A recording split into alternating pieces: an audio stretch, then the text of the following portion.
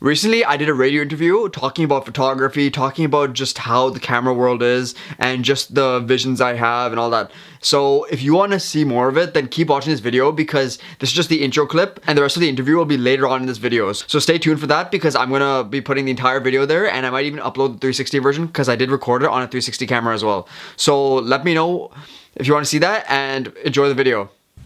Good morning for the CJRU morning mixtape. I am Donovan LaCroixy and debuting on the show with me in the studio, I've got photographer and videographer Kareem Ibrahim. How you doing? I'm doing good. How about you? I'm doing good. Do you just want to say your name again to the listeners? For sure. I'm Kareem Ibrahim, photographer, videographer, and creative. All right, creative, eh? Yeah. It's the generic term that everyone uses, I guess. All right. So tell our listeners, how did you get into videography or photography? For sure. So, ironically, it's because I had a phone that really was not able to take things properly. So I wanted to take a picture of a moon a long time ago, just a night sky moon. It was not that great, so yeah, I wanted a camera really badly, so I convinced my parents, and after about 3 or 4 years, they finally got me one, and it's actually the one I'm using till this day, and it's amazing. So that's what got me into it. All right, and how do you like landscaping? How do you like scenes? I love them. So it's awesome to capture something that you just see every day. So, for example, like the lakeshore front with Toronto, the CN Tower, everything. I have one in my house that I took, just a long exposure, and it's amazing because it relates to so many people, more than actually portraits or event stuff. Now, other things you do, right? Do you want to talk about that too as well that relates to photography? For sure. So I do a lot of event things because I name myself KandidVision because I like taking pictures in the moment, and that really covers a lot of the wedding stuff I do, the corporate stuff, even product and things like that. But mainly it's just so that those things are in the moment and you capture the essence of what people are doing and feeling in that moment. What's your favorite moment when you're taking that picture? What were your favorite moments taking pictures? For sure. So it was when capturing something that you really don't think you'll capture, especially like let's say someone's jumping in the middle of a frame and it's meant to like be expressive. You know those money shots almost, like where people, like, you don't expect it to come through and it actually comes through. Those are the best moments, and I've had a bunch of those, thankfully, because through experience and just in general through sheer luck, it's one of the best feelings ever. And the best feeling, eh? Yeah. Definitely. All right, now KandidVision is your company, right? Yeah. Do you want to talk about why you called it KandidVision? Sure. So I named myself KandidVision because I went through a bunch of names trying to think of it, and looking through Instagram, ironically, to see if what name was taken. I tried things like Creative Mind, spelled with a K. Other names, I think that's the most vivid one I've actually thought of, but KandidVision just was available and it really stuck, and it really emphasized what I like doing, which is taking things in the moment. Like, I'm the one nowadays that takes out a camera or a device in general and just like, I want to capture that moment, so I'll bring it almost everywhere I go. Everywhere you go. I mean, Donovan knows because I have 2 cameras pointing towards us right now. He said that, listeners. Okay, yeah. So what's your 5-year plan Right now, it's doing a lot of social media stuff, so really growing things online, and because doing shoots is fun and all that, but really building an online presence is something key I really looked forward to, because a lot of other photographers, creatives are doing that too, but in general, it just, you can go worldwide with that compared to a shoot which might only be local, and you limit yourself in that case as well. So 5 years from now, do you sense that you'll take the business internationally? I'm hoping so. I mean, I hope people will buy like presets or whatever I'm doing, or see videos I'm making, or just in general, whatever I'm putting out. I hope people can relate to it more and just not see like, oh, he's just doing events, he's just doing this. All right. Now talk to our listeners the difference between taking a picture on your phone versus a photographer. Okay. So yeah, this is a big debate that a lot of people have, because phones are getting really good nowadays, especially with Apple phones, that they have this HDR thing, which basically means it looks really good, at least in my definition, or what my knowledge is. But phones are great to a certain extent, but when you try to take that picture, let's say I take a picture of Donovan, for example, you can zoom into the picture on a phone and it will look pretty grainy after a while, and it just won't look as clear as something on a camera. And if you want to blow it up into a a painting or like canvas size, you're not gonna see nearly as much detail retained when you do that. But also in general, you had mentioned something about like photographers being phased out. People like if you show up to an event with a phone, at least nowadays, you're still not going to be respected as compared to if you have even a basic camera, because it shows investment, time, and knowledge of like what you know how to do. Well, Now, before we continue with the video, be sure to hit the like button and subscribe down below so you can see more of his videos. Anyway, let's go back into the video. so now I didn't even ask the question yet. Is photographers, are they going to phase out in the future in the next 5 to 10 years? So I don't think so, because so a lot of jobs nowadays, I'm kind of going a little bit off a tangent here, but with AI being so great now, graphic design, things like that, people think their jobs are in things like even music artists. Now you can generate like Eminem's voice, like I think David Guetta did it.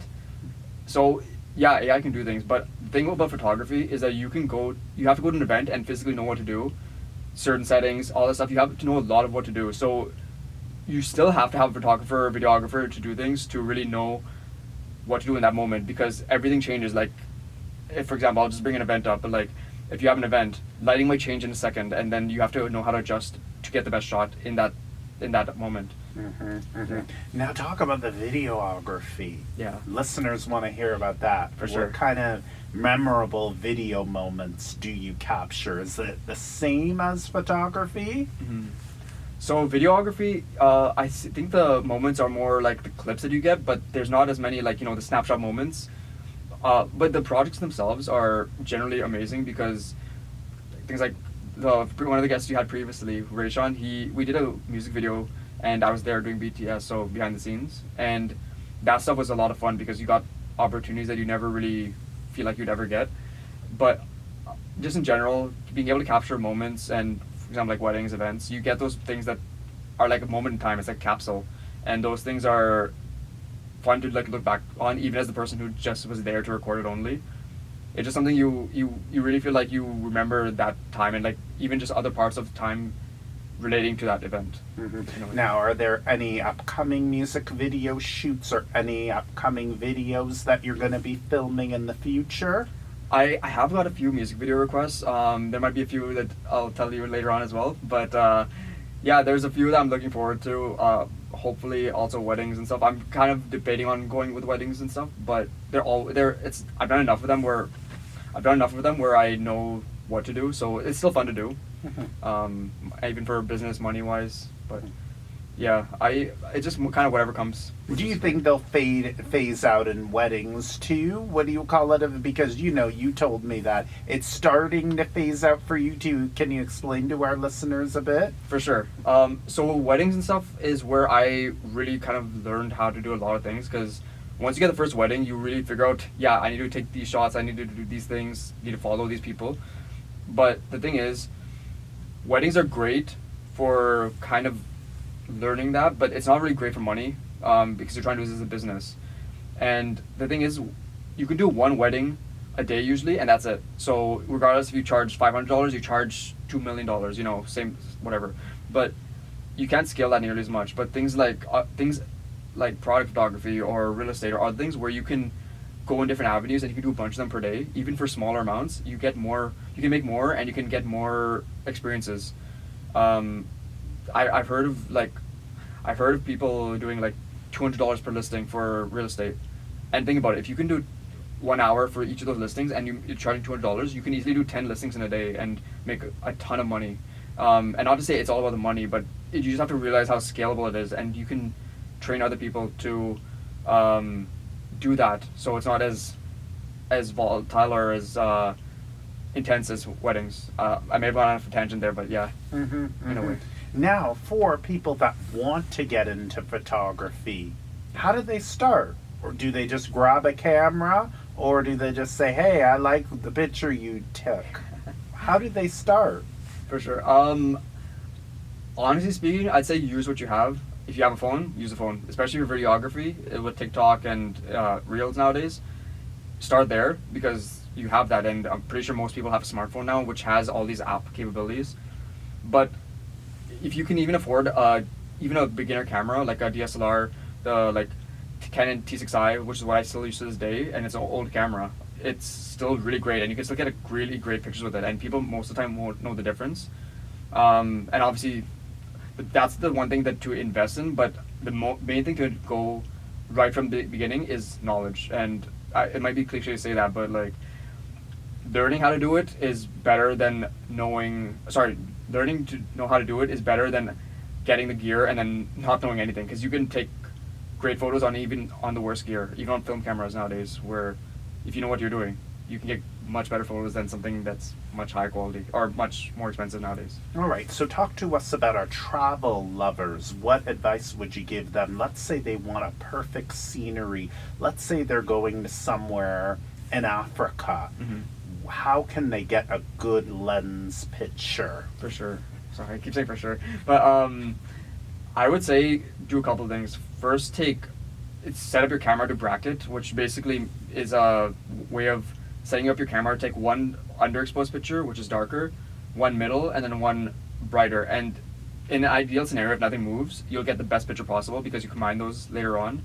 But the thing is, I'd say take one blank picture, and if you want to take one with yourself in it, then you can combine these with Photoshop, and you can get that crazy picture that you might want of yourself to get that. But if you want something more stock, then just take a bunch of pictures and just use that and put that forward to on sites and things like that, because that's something that you're not going to get a good shot every single time, but if you take a bunch of pictures, there's guaranteed to be at least a handful that are going to be the best possible.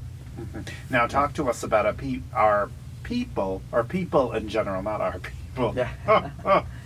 People in general that like to take pictures on the phone. What advice would you give them? And they want good quality on the phone.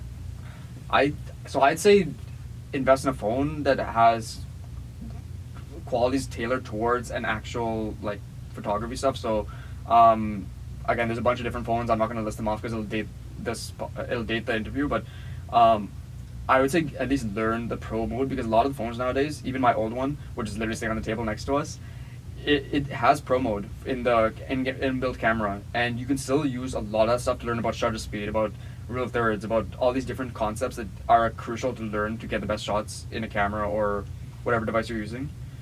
But again, it's just something to you just have to keep that in mind. Mm-hmm, mm-hmm. Now, future younger entrepreneurs that maybe want to get into photography, what do you want to tell them?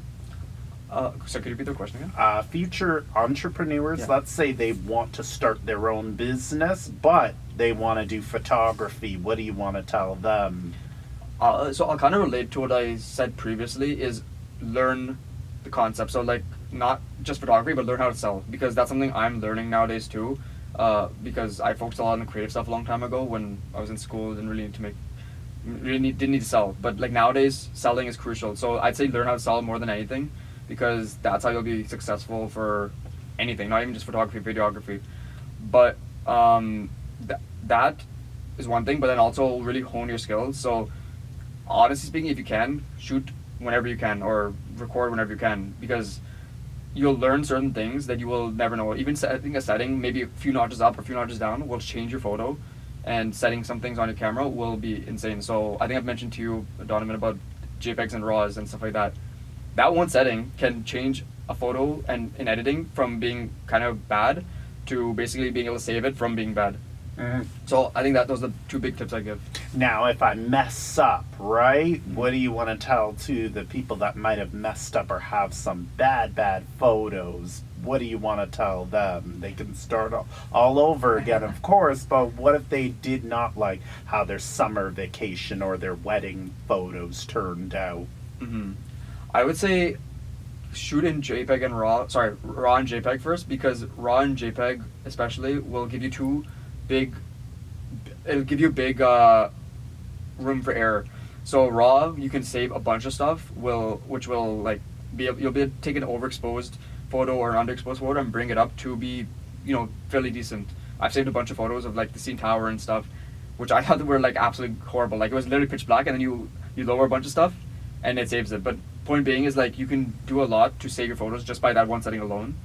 But then also if you shoot in JPEG, I mean you have the option of another photo saved, but also it's just something you can export quickly. So I think that's the biggest thing to keep in mind that will save you a lot of headache in the long run, and then learn how to edit after that too. All right. Did you want to throw out your social media platforms just in case? There are people that have questions. Maybe they want you to shoot their music videos, or they have questions, you know, they want to take some pictures. Maybe they need to look presentable for prom or their wedding. For sure. So you can find me on KandidVision pretty much anywhere. So YouTube, Twitter, Instagram especially, and in general, if you find my website, you'll find under pretty much the same name, KandidVision or KandidVision Media. And if you search my name, Karim Ibrahim, Karimebrahim, you'll find me under pretty much all those accounts too.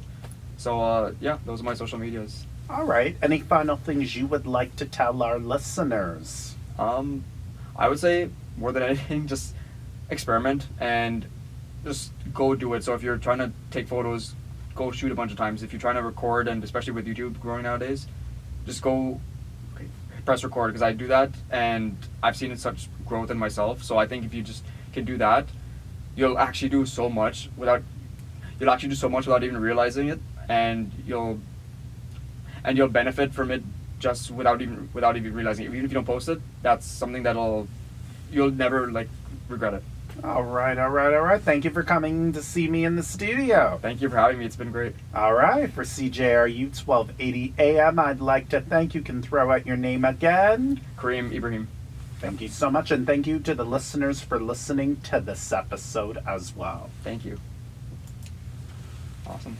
How did you like that? That was good. I was trying not to screw up, but then I was like, maybe. Brother, I was trying to make sure I didn't mess up on any of the questions, because I'm thinking, oh shoot, how am I going to answer? No, I mean, it was great. Questions? I think I started a few times, but it was Oh, it's okay. Let me see. Be sure to hit the like button and subscribe down below so you can see more of his videos. And if you want to follow me on TikTok or Instagram or any of the social media, it'll be right over here. Thanks for watching. Peace out. Bye.